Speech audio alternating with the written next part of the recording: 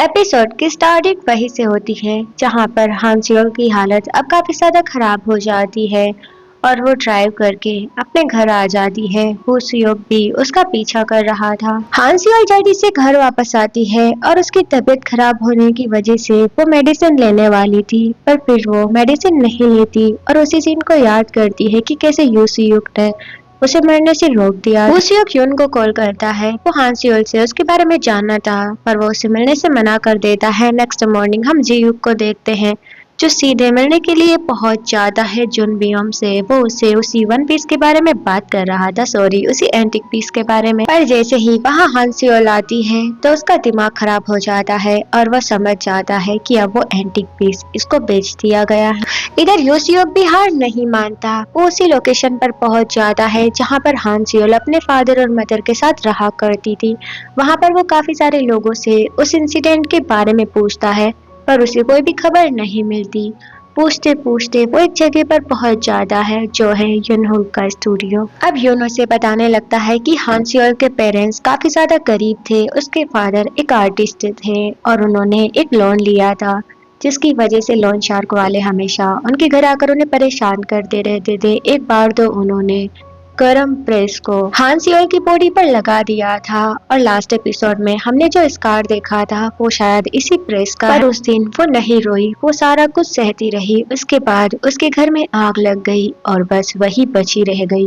वो ऊपर से दिखाती है कि वो ठीक है, पर वो ठीक नहीं है। जिसके बाद यूसियुक उससे पूछता है कि ये दोस्ती है या फिर प्यार, तुम बचपन से ही उसके साथ हो। जिसके बाद यून कहने लगता है कि ये रिश्ता दोस्ती और प्यार दोनों से ही काफी ज्यादा अलग है। पहले सीन यहीं पर कट हो जाता है। नेक्स्ट सीन में हम डायरेक्टर को देखते हैं जो एक सीक्रेट लॉकर में जाकर काफी सारे एंटिक पीस को देख रही थी। वो जैसे ही बाहर आती है तो हांसियोल उसे बताने लगती है कि उसे वो प्रोजेक्ट मिल गया है। ये सुनकर डायरेक्टर काफी ज्यादा खुश हो जाती है। अब यूसियोक भी उसी बार में आ जाता है जहाँ पर वो लड़की उसे बताने लगती है कि सीओ की डेथ होने के बाद वो ऐसी बन गई, मैं स्कूल से उसके साथ हूँ, वो कभी भी कोई गलत काम नहीं कर सकती। जिसके बाद यूसियोक उसे शक की नजर से देखते हुए कहता है कि तुमने अपने बार को यहाँ पर क्यों खोला, रॉयल ऑक्शन के बिल्कुल पास। तो वो कोई जवाब नहीं देती। बाहर आने के बाद यूसियोक उसी रिकॉर्डिंग को सुन रहा होता है। उसे तो हांसियोल के लिए काफी ज्यादा बुरा लगता है।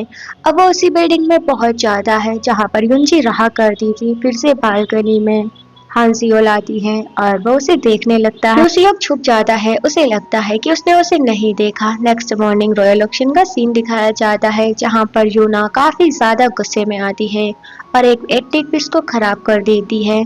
जिसके बाद सारे ही लोग उसे काफी ज्यादा डांट रहे होते हैं और तभी हांसियोल उनके पास आकर कहती है कि हमें इसका इंश्योरेंस मिल जाएगा। जिसके बाद वो यूना को साइड में लेकर जाती है और उसे समझाने लगती है कि आखिर तुम ये सब क्यों कर रही हो। यूना तो उसे ताना मारते हुए कह देती है कि ये मैंने किया है, क्या तुम्हारे पास इसका कोई प्रूफ है? ये बस एक एक्सीडेंट है, तुम्हारे पास तो किसी भी चीज का प्रूफ नहीं होता। तुमने ऐसे ही युनजी को मार दिया और सियोंग को भी, और आज तक इसका कोई भी प्रूफ नहीं मिला। हांसियोल दोस्त से बहस करके और भी ज्यादा परेशान हो जाती है। जिसके बाद सारे लोगों को वो ये बताती है कि ये बस एक एक्सीडेंट था। तभी यूसियोक उसके पास आता है और उससे कहता है कि तुम्हें इसका इंश्योरेंस क्लेम मिल जाएगा, मतलब वो उस एंटिक पीस के इंश्योरेंस को क्लेम कर सकती है। उसके बाद वो मिस्टर किम से मिलने के लिए जाने वाली थी तो यूसियोक भी उसके साथ जाने लगता है। अब वो लोग जैसे ही उस लोकेशन पर पहुंचते हैं, दूसरी तरफ हमें पता चलता है कि यूना को ये सब करने के लिए जीयू कह रहा है और उल्टा यूना भी उसे ब्लैकमेल करने लगती है कि अगर मैं परमानेंट एम्प्लॉय नहीं बन पाई तो तुम भी यहाँ नहीं रहोगे। ऑफिसर गिल अभी भी उसी केस को देख रहे होते हैं और वो कहते हैं कि हमें मामले की तह तक जाना होगा। अगर मैं कल्प्रेट को नहीं पकड़ पाया तो मैं अपनी जॉब को छोड़ दूंगा। जिसके बाद जोंग कहती है कि हांसियोल तो पहले ही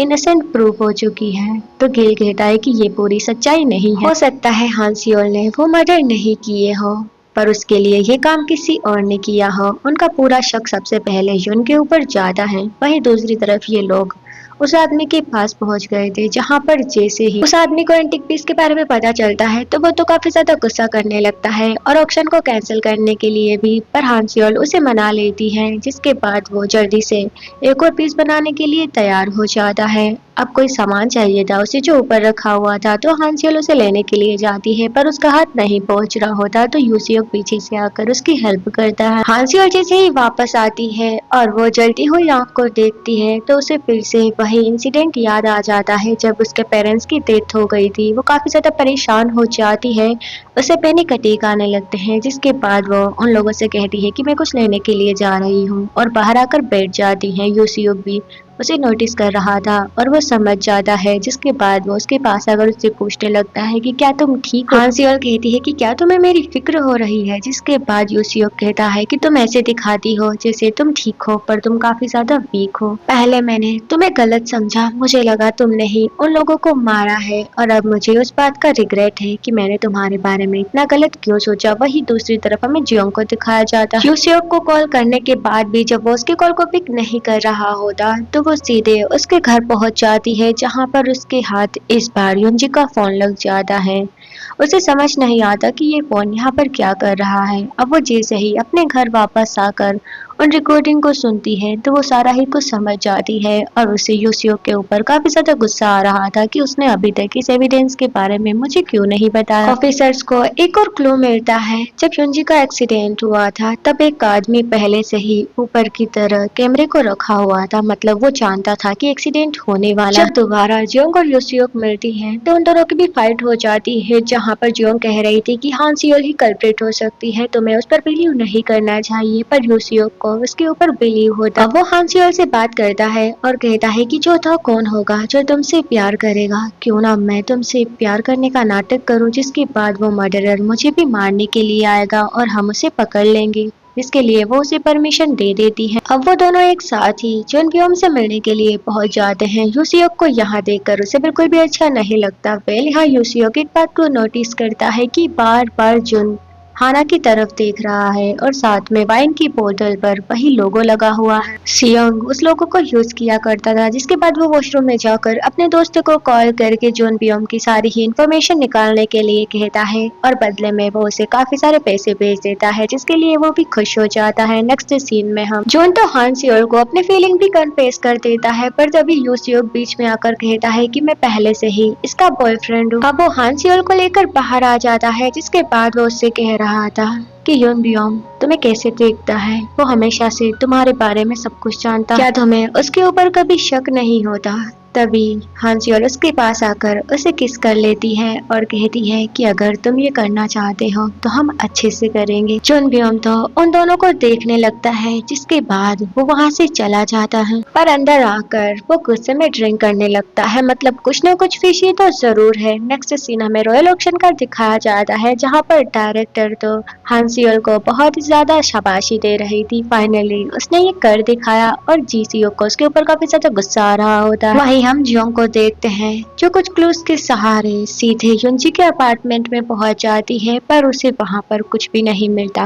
वो जैसे ही तलाशी कर रही होती है तो सीधे बालकनी में पहुंच जाती है और सामने हानसियोल के घर को देखती है, पर अभी वो यहाँ पर नहीं हो। यूसियुक का कलीग उसे कुछ डॉक्यूमेंट्स दिखाता है, जो देखकर वो कम्प्लीटली शॉक्ड हो जाता है और सीधे वो डॉक्यूमेंट लेकर पहुंच जाता है हानसियोल के सामने। वो उससे कहता है कि तुम्हारे मदर और फादर ने भी अपना इंश्योरेंस करवाया था, क्या तुमने इंश्योरेंस के लिए उनकी ही जान ले ली, बताओ मुझे। तुम ही उस इंश्योरेंस की बेनिफिशियर थी। जिसके बाद हानसियोल याद करती है कि उसके मम्मा और पापा नीचे गिरे हुए हैं और उसके हाथ में लाइटर है, पेट्रोल नीचे गिरा हुआ था और वो आग लगा देती। प्रेजेंट में कहती है हाँ मैंने ही मेरे पेरेंट्स को मारा है, जिसके बाद यूसियुक कम्प्लीटली शॉक्ड हो जाता है और गुस्से में उसे घूरने लगता है। ऑफिसर्स को भी उस आदमी के बारे में पता चल जाता है। वो लोग जैसे ही उस फोटो को देखते हैं तो बिल्डिंग के ऊपर एक आदमी खड़ा हुआ था, पर उसका फेस दिखाई नहीं दे। यूसियुक उससे फिर से पूछने लगता है कि तुमने ही अपने पेरेंट्स की जान ली है। ये सुनकर हानसियोल कहती है कि हाँ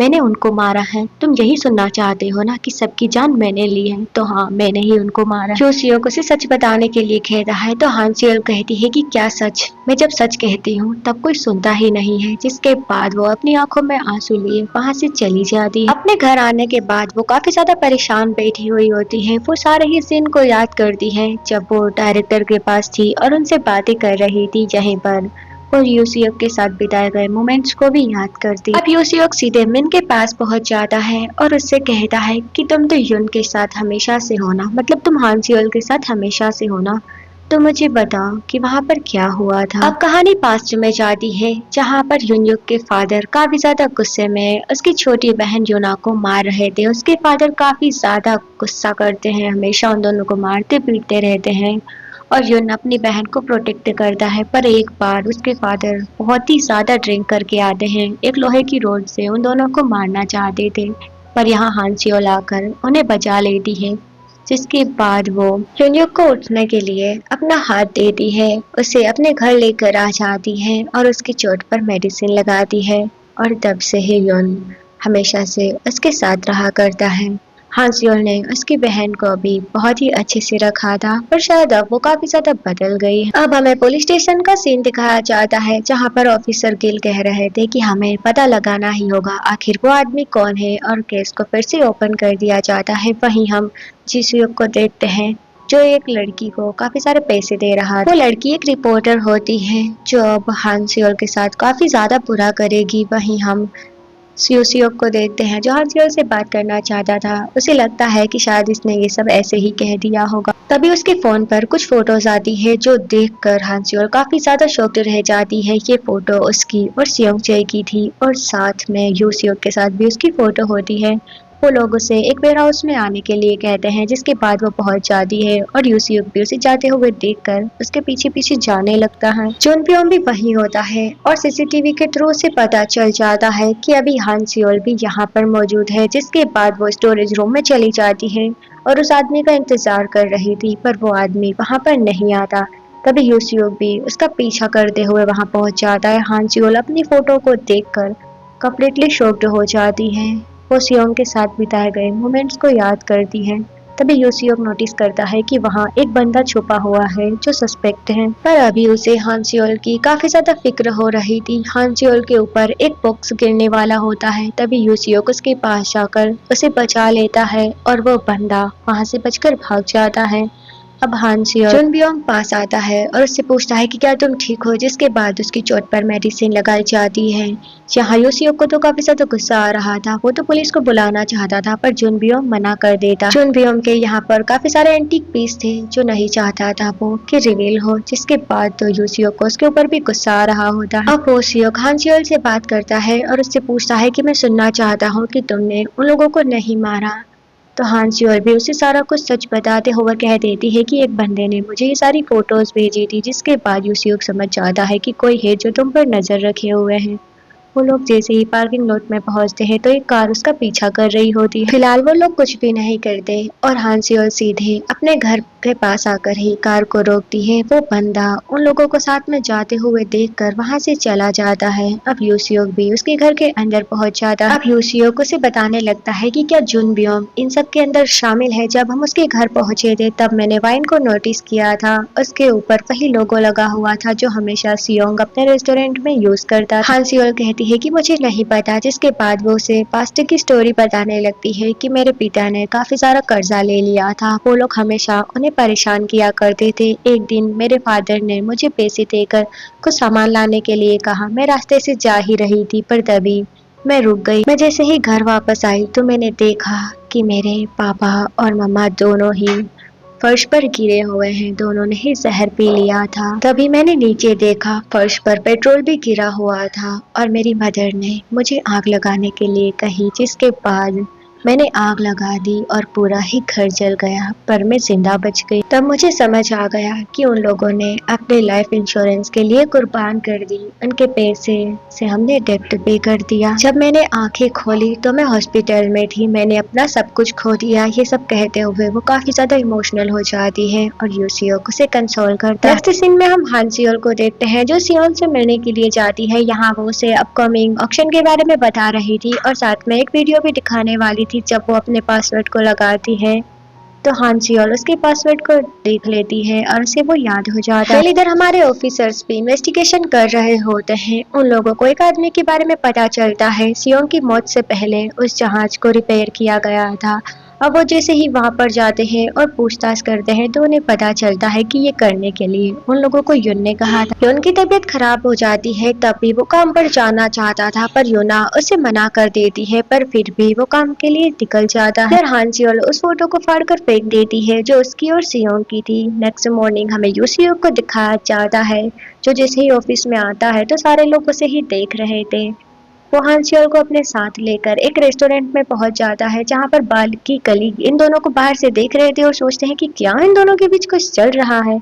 यहाँ पर हांसियोल उन लोगों को देख लेती है और कहती है कि सारे लोग हमें देख रहे हैं। अब वो जुनबियोम के बारे में पूछने लगता है कि तुम उसे कब से जानती हो, तो वो कहती है कि सियोंग की मौत के बाद ही मैंने उसे जाना, पर ऐसा लगा कि वो मुझे पहले से ही जानता था। यहाँ पर युन सियोक उन दोनों को साथ देख लेता है और उसे बिल्कुल भी अच्छा नहीं लगता। अब हमें योसियोक को दिखाया जाता है जिसे एक फोटो मिलती है। ये एक ग्रुप फोटो थी जहाँ पर उसे पता चलता है कि जुनबियोम खुद भी उस दिन सीरिया में मौजूद था जब सुओ के साथ वो इंसिडेंट हुआ था। ये देखकर वो कम्प्लीटली शॉक्ड हो जाता है और मामले की तह तक जाने के लिए वो काफी सारी रिसर्च करता है जहाँ पर उसे पता चलता है कि एक बुक के अंदर उसे सारी ही इंफॉर्मेशन मिल सकती है। यूसियोक को एक बंदे के बारे में पता चलता है जो सुओ और जुनबियोम दोनों को ही जानता था और उस वक्त वो सीरिया में मौजूद था। अब वो बंदा जल्दी ही कोरिया वापस आने वाला होता है। वो जैसे ही एयरपोर्ट पर उसे लेने के लिए पहुंचता है तो वो बंदा उसे मिल जाता है जिसके बाद वो उसे बताता है कि जुनबियोम काफी ज्यादा अमीर था पर तब भी वो वहाँ वॉलेंटियर वर्क के लिए आया। अब वो उससे नेक्स्ट क्वेश्चन पूछता है